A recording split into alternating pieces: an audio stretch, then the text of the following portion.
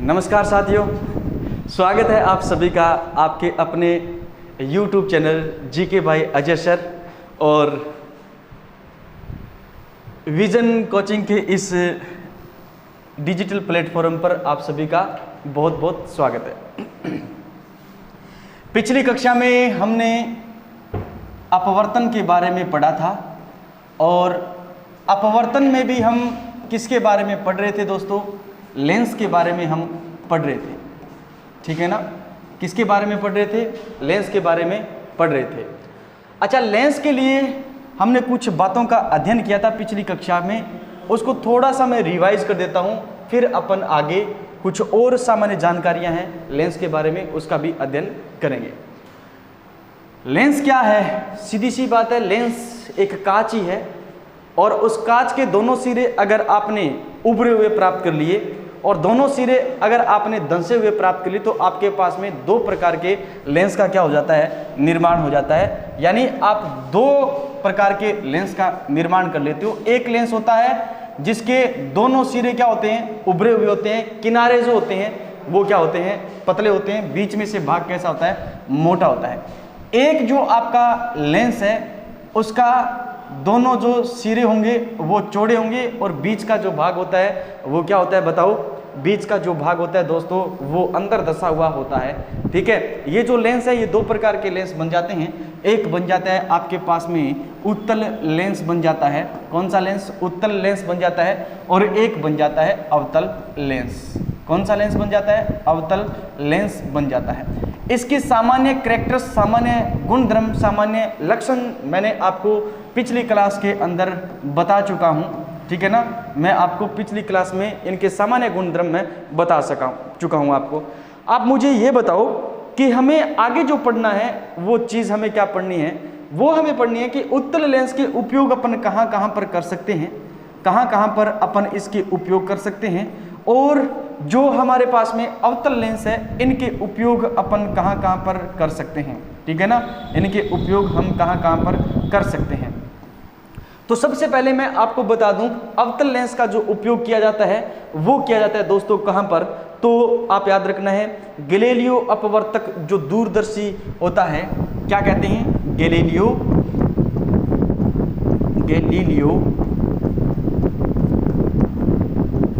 अपवर्तक दूरदर्शी, अपवर्तक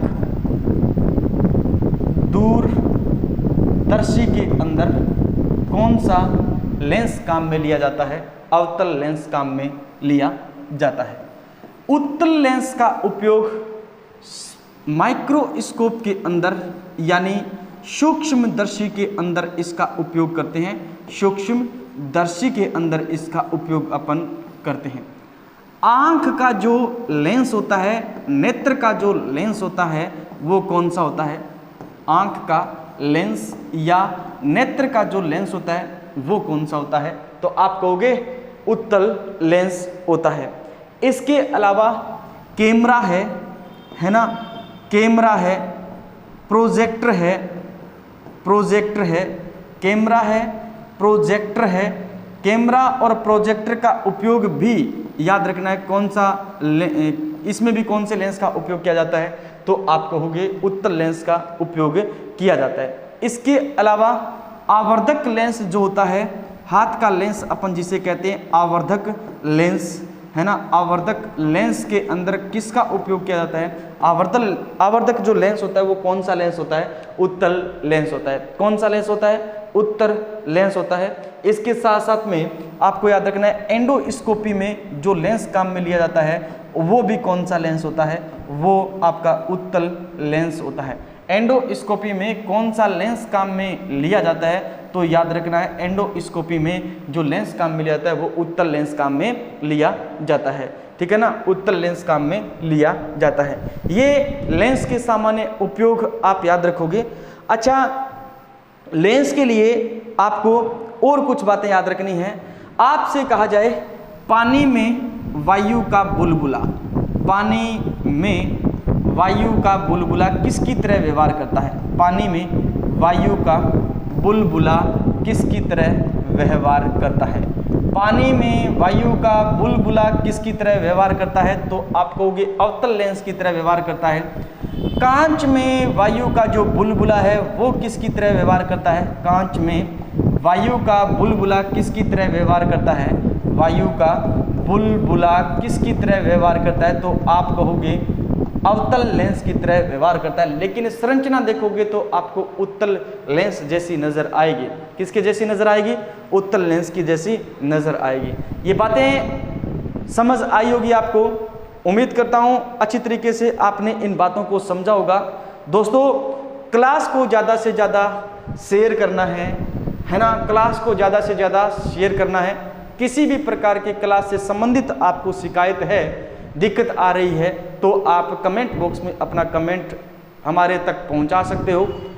इसके अलावा रेलवे ALP वालों, मैं आपको बता दूं, इसके अलावा मैं 1 जुलाई से आपके लिए 1 जुलाई से स्पेशल साइंस, 1 जुलाई से स्पेशल साइंस का बैच स्टार्ट करने जा रहा हूं 1 जुलाई से स्पेशल साइंस। और जो स्पेशल साइंस ये रहेगी, ये ALP प्लस टेक्नीशियन के लिए, ALP प्लस टेक्नीशियन के लिए स्पेशल साइंस का बैच रहेगा। कौन सा, याद रखना है 1 जुलाई को स्पेशल साइंस का बैच मैं आपके लिए शुरू करने जा रहा हूं, जो स्पेशल किसके लिए, ALP और टेक्नीशियन के लिए रहेगा। 20 नंबर की जो साइंस आएगी, कितने नंबर की, 20 नंबर की जो साइंस आ रही है, वो 20 नंबर की साइंस याद रखना मैं आपको यहाँ पर करवाने जा रहा हूँ। आपका स्वागत है। 1 तारीख को समय जो रहेगा वो समय रहेगा शाम का कितना, तो याद रखना 3 बजे से लेकर के 4:30 बजे तक, ये जो 1.5 घंटे की क्लास मैं रखूँगा आपके लिए, है ना, साइंस की क्लास 1.5 घंटे तक रहने वाली है, 3 से 4:30 बजे तक। इसके अलावा इसमें आपको कौन कौन से सब्जेक्ट देखने को मिलेंगे, तो केमिस्ट्री जो है, केमिस्ट्री वो मैं आपको पढ़ाऊंगा, मैं आपको फिजिक्स भी पढ़ाऊंगा। सबसे ज़्यादा इम्पोर्टेंट जो रहने वाली है वो क्या रहने वाली है, फिजिक्स। और मैं आपको बायोलॉजी भी पढ़ाऊंगा, है ना, बायोलॉजी भी मैं ही पढ़ाऊंगा आपको, ये बात याद रखना है। सबसे कम रोल रहेगा तो किसका रहेगा, बायोलॉजी का रहेगा। लेकिन फिजिक्स बहुत ज़्यादा इम्पोर्टेंट है आपके ALP एग्जाम के लिए, और आपके लिए केमिस्ट्री भी बहुत ज़्यादा क्या है, इम्पोर्टेंट है। तो सबसे पहले मैं स्टार्ट करने जा रहा हूँ आपके लिए फिजिक्स भी स्टार्ट करने जा रहा हूँ। कहाँ पर, ऑफलाइन बैच जो स्पेशल 1 जुलाई को स्टार्ट किया जाएगा, ठीक है ना। शाम का बैच 3 से 4:30 बजे तक का इसका टाइम रहेगा। आप इस बैच की जानकारी प्राप्त कर सकते हो 9602394597 पर जाकर के आप मुझे पर्सनल इस पर कांटेक्ट कर सकते हो, व्हाट्सएप, है ना, पर्सनल मेरे व्हाट्सएप नंबर से इससे आप मुझ तक पहुंच सकते हो, मेरे से मैसेज पे बात कर सकते हो, ठीक है ना। हाँ, इसके अलावा जो भी आपका विजन इंस्टीट्यूट है उसमें भी आकर के आप किसमें, आपके अपने प्यारे से इंस्टीट्यूट विजन इंस्टीट्यूट में आकर के संपर्क कर सकते हो स्पेशल साइंस बैच के लिए, ठीक है ना। पूरा का पूरा समर्पित रहेगा किसके लिए, ALP वालों के लिए, ठीक है, ALP टेक्नीशियन के लिए। इसके अलावा जो आपका विजन इंस्टीट्यूट है वो आपके लिए कौन कौन से कोर्स लॉन्च करने जा रहा है, ऑफलाइन की बात कर रहा हूं मैं, तो रीट पात्रता का कोर्स आप ये कह सकते हो, क्लासें जल्द ही स्टार्ट करने जा रहा है, 1 हफ्ते में जल्द ही स्टार्ट करने जा रहा है। इसके लिए CET भी स्टार्ट करने जा रहा है ना, और LDC के लिए भी बैच शुरू होने जा रहे हैं आपके विजन इंस्टीट्यूट में। ये बिल्कुल और बिल्कुल न्यू बैच होंगे। आप आकर के विजन इंस्टीट्यूट में आप अपना रजिस्ट्रेशन करवा सकते हो, ठीक है। और क्लास को दोस्तों ज़्यादा से ज़्यादा क्या करना है, आपको शेयर करना है। चलें आगे। और कुछ बच्चे हैं जो मुझसे पर्सनल यूट्यूब पर पढ़ रहे हैं, मैं उनका बहुत बहुत आभार और शुक्रिया करना चाहता हूं कि आप मुझ पर विश्वास दिखा रहे हैं, आप अपनी तैयारी को भरपूर आनंद के साथ में आगे बढ़ा रहे हैं। आप फिजिक्स का एक अच्छी तरीके से मज़ेदार आनंद ले रहे हो, ठीक है ना। ऐसे ही बने रहना है। जब तक फिजिक्स कंप्लीट नहीं हो जाती तब तक मैं आपका साथ नहीं छोड़ूंगा, और उम्मीद करता हूं आप भी हमारे साथ में अच्छी तरीके से पढ़ रहे होंगे, ठीक है ना। चलो आगे चलते हैं, और अब हम आगे पढ़ने जा रहे हैं कुछ बातें। और आप सबको पता है, मैंने आपको बताया है कि जो उत्तल लेंस होता है उसकी फोकस दूरी क्या होती है गुरुजी, धनात्मक होती है, पॉजिटिव होती है ना। धनात्मक होती है, पॉजिटिव होती है। किसकी? तो आप कहोगे उत्तल लेंस की। किसकी भाई? उत्तल लेंस की जो फोकस दूरी होती है वो होती है गुरुजी धनात्मक जी होती है। फोकस दूरी होती है ऋणात्मक, किसके लिए? यानी नेगेटिव होती है। नेगेटिव का अर्थ हो गया ऋणात्मक, और ये ऋणात्मक किसके लिए होती है? तो आप कहोगे ये होती है अवतल लेंस के लिए। कौन से लेंस के लिए भाई? अवतल लेंस के लिए क्या होती है भाई? ऋणात्मक होती है। किसके लिए? अवतल लेंस के लिए क्या होती है? फोकस दूरी ऋणात्मक होती है। ये बातें आप याद रखोगे, ठीक है। कुछ समझ में आया नहीं आया? फोकस दूरी उत्तल लेंस की धनात्मक होती है भाई, और अवतल लेंस की जो फोकस दूरी होती है वो ऋणात्मक होती है। कुछ बातें आगे और चलें।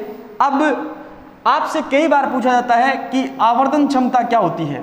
आवर्धन क्षमता क्या होती है? तो आवर्धन क्षमता m बराबर HI अपॉन में क्या होता है? HO बराबर में V अपॉन में क्या होता है? U। इसे कहते हैं आवर्धन क्षमता। और ये आवर्धन क्षमता किसकी है? तो आप कहोगे लेंस की क्या रहेगी? ये आवर्धन क्षमता रहेगी। ये लेंस की क्या रहेगी बताओ? आवर्धन क्षमता रहेगी। आवर्धन क्षमता क्या रहेगी? लेंस की आवर्धन क्षमता रहेगी। अवतल लेंस की जो आवर्धन क्षमता होती है वो होती है क्या? बताओ भाई। अवतल लेंस की जो आवर्धन क्षमता होती है वो क्या होती है भाई? नेगेटिव होती है, सॉरी पॉजिटिव होती है। क्या होती है? पॉजिटिव होती है। अवतल लेंस की आवर्धन क्षमता क्या होती है? आवर्धन क्षमता अवतल लेंस की क्या होती है बताओ? पॉजिटिव होती है। और उत्तल लेंस के लिए जो आवर्धन क्षमता होती है वो क्या होती है? नेगेटिव होती है। किसके लिए? उत्तल लेंस के लिए आवर्धन क्षमता नेगेटिव होती है। अवतल लेंस के लिए जो आवर्धन क्षमता होती है वो पॉजिटिव होती है, ठीक है। ये बातें याद रखना। इसका अर्थ ये हुआ कि यदि m का मान धनात्मक आ रहा है, m का मान धनात्मक आ रहा है, इसका अर्थ ये हो गया कि जो बनने वाला प्रतिबिंब है वो कैसा है दोस्तों? सीधा है। और सीधा प्रतिबिंब होगा वो हमेशा और हमेशा कैसा होगा? वो हमेशा और हमेशा आभासी होगा। कैसा होगा? आभासी होगा। m का मान पॉजिटिव है, इसका अर्थ ये हो गया कि जो प्रतिबिंब है वो कैसा बनेगा? सीधा बनेगा। प्रतिबिंब है वो कैसा बनेगा? सीधा बनेगा। और याद रखना वो कैसा होगा? आभासी होगा। कैसा होगा? आभासी होगा। यदि प्रतिबिंब का m का मान यानी आवर्धन क्षमता का मान नेगेटिव आ गया, इसका अर्थ हो गया दोस्तों, नेगेटिव आ गया, इसका अर्थ हो गया प्रतिबिंब कैसा बन रहा है? उल्टा बन रहा है। प्रतिबिंब कैसा बन रहा है? उल्टा बन रहा है। और उल्टा प्रतिबिंब हमेशा गुरुजी कैसा होता है? वास्तविक होता है। कैसा होता है? वास्तविक होता है। यानी वास्तविक प्रतिबिंब हमेशा कैसा होगा गुरुजी? उल्टा होगा। अरे कैसा होगा? उल्टा होगा। उल्टा क्या होगा? वास्तविक प्रतिबिंब होगा।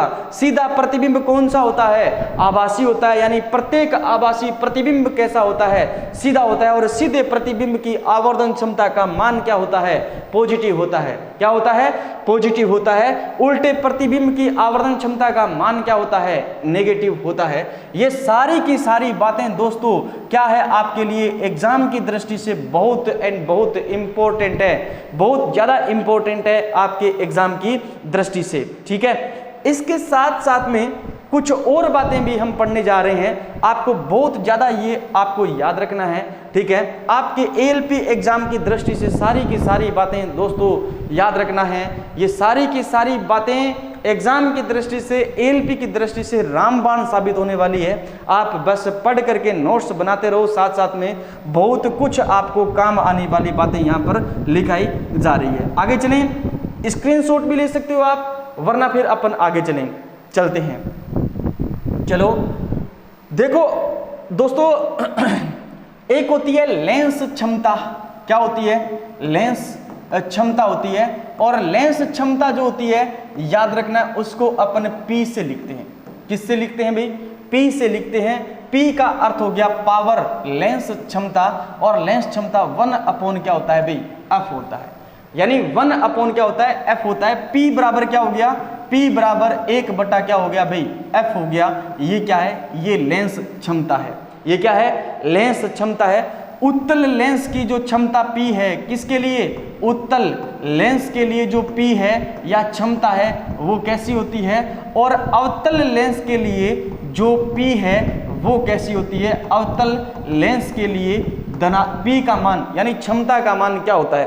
तो याद रखना अवतल लेंस के लिए P का मान क्या होता है? नेगेटिव होता है। और याद रखना उत्तल लेंस के लिए P का मान क्या होता है? पॉजिटिव होता है, धनात्मक होता है, धनात्मक होता है। ये बातें आपको बहुत ज़्यादा याद रखनी है। डायरेक्ट 1 लाइनर क्वेश्चन आ जाता है। उत्तल लेंस की पावर हमेशा होती है कैसी होती है? नेगेटिव होती है। उत्तल लेंस की पावर हमेशा कैसी होती है? पॉजिटिव होती है। ये बातें समझ कर चलनी है, नोट डाउन करते हुए चलनी है। अगर कोई नोट नहीं कर रहा, स्क्रीनशॉट ले रहा है तो भी कोई दिक्कत नहीं है, आप स्क्रीनशॉट भी ले सकते हो, आप स्क्रीनशॉट भी ले सकते हो। अच्छा, एक बात और याद रखना, अवतल लेंस की जो आवर्धन क्षमता होती है, अवतल लेंस की जो आवर्धन क्षमता मैंने आपको लिखाई है वो क्या लिखाई है? अवतल लेंस की जो आवर्धन क्षमता पॉजिटिव होती है, लेकिन कभी भी 1 से अधिक नहीं होगी। 1 से क्या होती है? 1 से कम होती है। 1 से कम होती है, 1 से ज्यादा नहीं होगी। 1 से क्या होगी भी? कम होगी, 1 से ज्यादा नहीं होगी। ठीक है ना? समझ में आ गई ये सारी बातें? अगर ये सारी बातें समझ में आई तो क्लास को ज्यादा से ज्यादा शेयर करना है। क्लास को ज्यादा से ज्यादा क्या करना है भाई? शेयर करना है। क्लास को ज्यादा से ज्यादा शेयर करना है। ठीक है, आगे चलिए अपन, और आगे चलते हैं। आगे अपन और पढ़ने जा रहे हैं क्या चीज? अगला जो हमारा टॉपिक रहने वाला है इसमें वो रहेगा, हेडिंग डालो आप आगे कि, चलो हेडिंग तो क्या डालो, कुछ और समझो। जब लेंस क्षमता अपन पढ़ ही रहे हैं तो कुछ और बातें भी हमें पढ़नी है। कौन सी बातें पढ़नी है? देखो,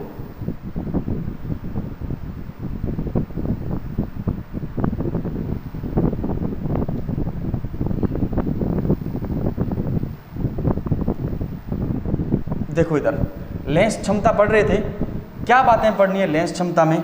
इधर देखो, यदि आपको दिया जाए कि आपके पास में 2 लेंस है, 2 लेंस है जिनमें से एक लेंस की क्षमता P1 है और दूसरे लेंस की क्षमता क्या है? P2 है। ये 2 लेंस दिए गए हैं, एक की क्षमता है P1 और एक की क्षमता है P2। इनको दोनों को इस प्रकार रखा जाए कि दोनों के बीच की दूरी बिल्कुल क्या हो? 0 हो। दोनों के बीच की दूरी बिल्कुल नगण्य हो या फिर 0 हो, बिल्कुल एकदम पास पास रखा गया है दोनों लेंस को। तब इनकी संयुक्त क्षमता जो होगी, संयुक्त क्षमता जो होगी वो कैसी होगी? संयुक्त क्षमता जो होगी उसको आप कैसे ज्ञात करोगे? बताओ भाई। उसको ज्ञात करेंगे अपन P1 प्लस में क्या करेंगे? P2। दोनों की लेंस क्षमता जोड़ दो, तब आपके पास में संयुक्त क्षमता आ जाएगी। तब आपके पास में संयुक्त क्षमता आ जाएगी। यदि 2 लेंस आपके सामने इस प्रकार से रखे गए हैं कि जिनकी लेंस क्षमता जो है वो P1 है और P2 है, लेकिन दोनों के बीच की जो दूरी है वो क्या है? दोनों के बीच की दूरी है वो क्या है? D है। दोनों D दूरी पर रखे गए हैं, लेंस क्षमता P1 और क्या है? P2 है भाई। तब इस कंडीशन में इनकी संयुक्त क्षमता जो होगी, जब इन दोनों की संयुक्त क्षमता जो होगी वो कितनी होगी? तो आपको मैं बता दूं, P1 प्लस में क्या है? P1 प्लस में क्या है बताओ? P2, और माइनस क्या रहेगा? D P1 P2 रहेगा। यानी P1 प्लस में क्या? P2 माइनस D P1 और P2, ये रहेगी आपकी संयुक्त क्षमता। क्या रहेगी? आपकी संयुक्त क्षमता रहेगी। P1 प्लस में P2, ये भी संयुक्त क्षमता होगी। ये किस कंडीशन में होगी? जब दोनों लेंस को याद रखना बिल्कुल एकदम पास पास में जोड़ करके रखा गया है उस कंडीशन में, और ये जब दोनों लेंस को D दूरी पर रखा गया है उस कंडीशन में संयुक्त क्षमता P1 प्लस में क्या होगी? P2 होगी। ठीक है ना? दोनों कॉन्सेप्ट याद चले, पता चल गए? ठीक है। अब अब आपको एक बात और याद रखनी है, और वो क्या याद रखनी है कि लेंस क्षमता पर कुछ प्रश्न बन जाते हैं, और वो कैसे प्रश्न बनते हैं? वो प्रश्न बनते हैं फोकस दूरी के संदर्भ में, कि कोई उत्तल लेंस है, लेंस कैसा है? उत्तल लेंस है, उत्तल लेंस है जिसकी फोकस दूरी है वो आपको दे रखी है कितनी? 80 सेंटीमीटर दे रखी है। कितनी दे रखी है? 80 सेंटीमीटर दे रखी है। उत्तल लेंस की फोकस दूरी है वो आपको दे रखी है कितनी? 80 सेंटीमीटर दे रखी है। तब आपको उत्तल लेंस की क्षमता ज्ञात करनी है, P ज्ञात करनी है। कैसे आप ज्ञात कर सकते हो? इसकी जो क्षमता है वो आप कैसे ज्ञात कर सकते हो? तो P बराबर क्या होता है? P बराबर होता है दोस्तों 1 अपॉन क्या होता है? F होता है। P बराबर क्या होता है? 1 अपॉन F होता है। और 1 अपॉन F का अर्थ हो गया कि 80 सेंटीमीटर है ना, 80 सेंटीमीटर है, उसको आपको याद रखना किस में बदलना पड़ेगा भाई? मीटर में बदलना पड़ेगा। और मीटर में बदलोगे तो 100 से क्या लग जाएगा? भाग लग जाएगा। 100 से क्या लग जाएगा? भाग लग जाए। तो आपके पास में जो 80 सेंटीमीटर है उसको आपने किस में बदल दिया भाई? मीटर में बदल दिया। और जब मीटर में बदलते हो तो ये 1 अपॉन 80 बटा क्या आ गया आपके पास में? 100 आ गया। इस वैल्यू को हल करोगे तो याद रखना 100 बटा आपके पास में क्या आ गया है? इस वैल्यू को आप हल करोगे तो 100 बटा क्या हो गया आपके पास में? 100 बटा 80 हो गया। कितना हो गया? 100 बटा क्या हो गया अभी? 80 हो गया है। 0 से 0 कैंसिल हो गया। और 8 एकम 8 कितने बच गए? 8 एकम 8 कितने बच गए बताओ? 2 बच गए। उतारा क्या? 0, 8 दुए 16, 4 बच गए। उतारा क्या? 0, 8 पंजे कितने हो गए? 40। 1.52 1.25 क्या आ गया आपके पास में? लेंस क्षमता का जो मात्रक होता है वो क्या होता है? डायोप्टर होता है। क्या होता है? डायोप्टर। तो याद रखना लेंस क्षमता का जो मात्रक होता है, P का जो मात्रक होता है वो क्या होता है? आप कहोगे डायोप्टर होता है। क्या होता है भाई? डायोप्टर होता है। ये बात आपको याद रखना है, जिससे अपन किससे लिखेंगे? D से लिखते हैं। किससे लिखते हैं बताओ? D से लिखते हैं। क्या ये सारी बातें आपको पता चल गई होगी? एक बात और याद रखना, यदि म्यू अपवर्तनांक का कोई लेंस है उसको कम अपवर्तनांक में वाले द्रव में डुबो दिया जाता है तो लेंस क्षमता घटेगी और फोकस दूरी क्या हो जाएगी? बढ़ जाएगी। मैंने क्या कहा? मैंने ये कहा म्यू अपवर्तनांक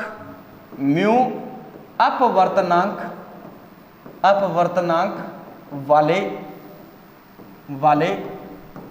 लेंस को म्यू अपवर्तनांक वाले लेंस को कम अपवर्तनांक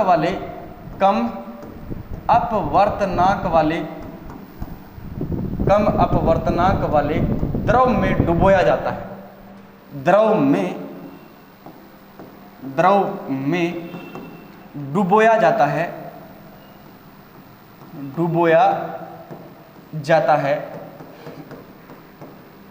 तो डुबोया जाता है तो लेंस क्षमता घटेगी। तो उस लेंस की लेंस क्षमता घट जाती है या घटेगी। वह फोकस दूरी बढ़ जाएगी। एक पहली बात तो आप ये याद रखना। दूसरी बात है वो क्या है? यदि बराबर अपवर्तनांक वाले द्रव में डुबो दिया जाए तो, दूसरी बात है बराबर अपवर्तनांक वाले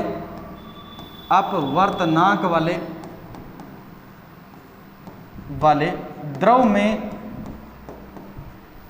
में डुबो दिया जाए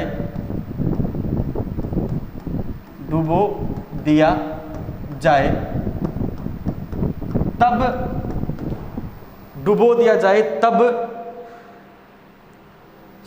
जो आपका लेंस है वो समतल, तब लेंस जो है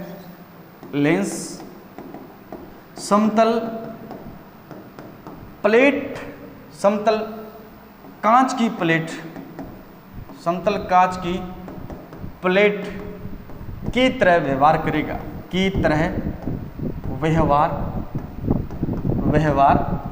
करेगा। कुछ समझ में आया? ठीक है ना, ये डायरेक्ट बातें आपको याद रखनी है। तीसरी बात क्या है?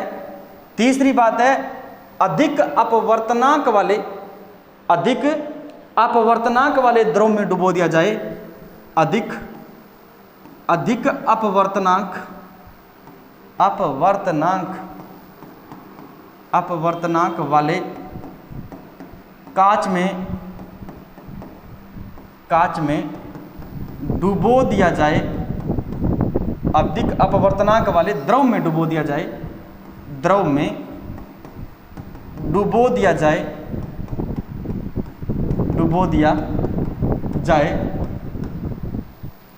अधिक अपवर्तनांक वाले द्रव में डुबो दिया जाए, तब याद रखना है, तब प्रकृति बदल जाएगी लेकिन व्यवहार बदल जाएगा। दोनों बात होगी। उत्तल अवतल की तरह व्यवहार करेगा और अवतल याद रखना उत्तल की तरह क्या करेगा? व्यवहार करेगा। ठीक है ना। अधिक अपवर्तनांक वाले द्रव में डुबो दिया जाए तो लेंस की प्रकृति क्या हो जाएगी बताओ? लेंस की प्रकृति बदल जाएगी।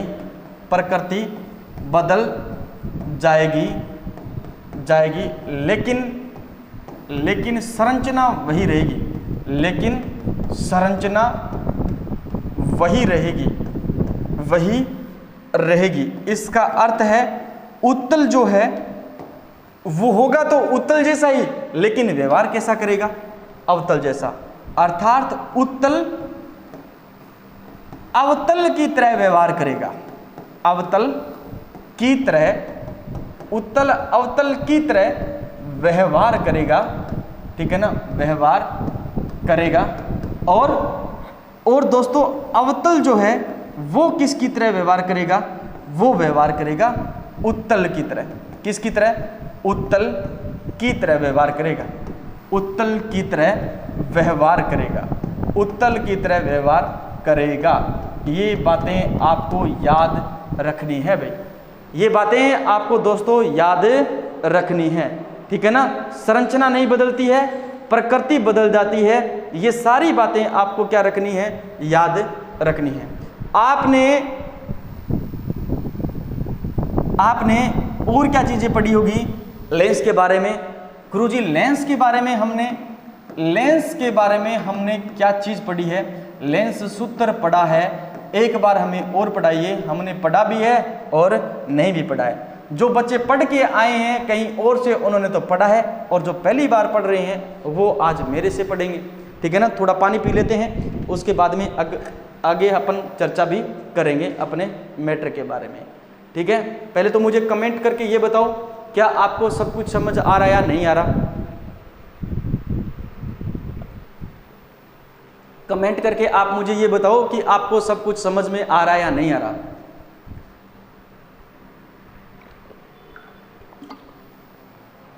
कितने स्टूडेंट ऐसे हैं जो पहली क्लास से लेकर के आज तक रेगुलर जुड़े हुए हैं और घर पर बैठ करके या लाइब्रेरी में बैठ करके सारी क्लासों का आनंद ले रहे हैं? ये भी आप कमेंट बॉक्स में कमेंट करके मुझे बताओ। ठीक है ना। लेंस सूत्र के बारे में थोड़ा बहुत और जान लेते हैं। और लेंस सूत्र क्या कहता है? लेंस सूत्र कहता है 1/f और बराबर क्या है? 1/f बराबर में क्या है? याद रखना है 1/f बराबर 1/v माइनस में क्या है? u। v माइनस में क्या है? u है। ठीक है ना। v माइनस में क्या है? u है। अब ये चीज क्या है वो देखो आप इधर। f जो है वो फोकस दूरी है। f क्या है बताओ? फोकस दूरी है। ठीक है ना। और दोस्तों v क्या है? तो v आप बताओगे, v जो है वो क्या है? आप बताओगे लेंस से प्रतिबिंब की दूरी है। लेंस से क्या है? प्रतिबिंब की दूरी है। लेंस से प्रतिबिंब की क्या है भाई? दूरी है। ठीक है ना। इसके साथ साथ में u क्या है? याद रखना u जो है वो लेंस से वस्तु की दूरी है। लेंस से वस्तु की दूरी है। एक बार मैं आपको और बता देता हूं, जो आवर्धन क्षमता m है वो होती है एच आई अपॉन में क्या होता है, एच ओ बराबर में वी अपॉन में क्या होता है, यू। एच आई जो है वो याद रखना ऊंचाई यानी हाइट है, ऊंचाई है किसकी, आप याद रखना ऊंचाई है किसकी, इमेज की। और इमेज बोली तो क्या बन गया बताओ, प्रतिबिंब। क्या बन गया, प्रतिबिंब बन गया, ठीक है ना। एच ओ जो है वो याद रखना हाइट है यानी ऊंचाई है किसकी, आप याद रखना है ऑब्जेक्ट। ऑब्जेक्ट बोले तो वस्तु की क्या है, ऊंचाई है। वी और यू क्या है, तो वी ये है और यू आपकी क्या रहेगी, ये रहेगी, ठीक है ना। बाकी जो इस पर आधारित जो भी आपके न्यूमेरिकल होंगे और लेंस के द्वारा जो प्रतिबिंब निर्माण होगा उसके बारे में अपन नेक्स्ट क्लास में अध्ययन करेंगे। आप सबसे निवेदन है, मैं जो आपको ये बात बता रहा हूँ ये ज़्यादा से ज़्यादा शेयर करनी है आपको, कि 1 तारीख को 1 जुलाई को मैं आपके लिए स्पेशल साइंस का बैच स्टार्ट कर रहा हूँ। स्पेशल साइंस का बैच स्टार्ट कर रहा हूँ। पूरा का पूरा जो ये कोर्स होगा या ये बैच होगा वो ALP प्लस में टेक्नीशियन के लिए, याद रखना ALP प्लस टेक्नीशियन के लिए क्या रहेगा, प्रिपेयर रहेगा पूरा का पूरा, ठीक है ना। इसके लिए फीस रखी गई है मात्र 500 रुपये, मात्र 500 रुपये।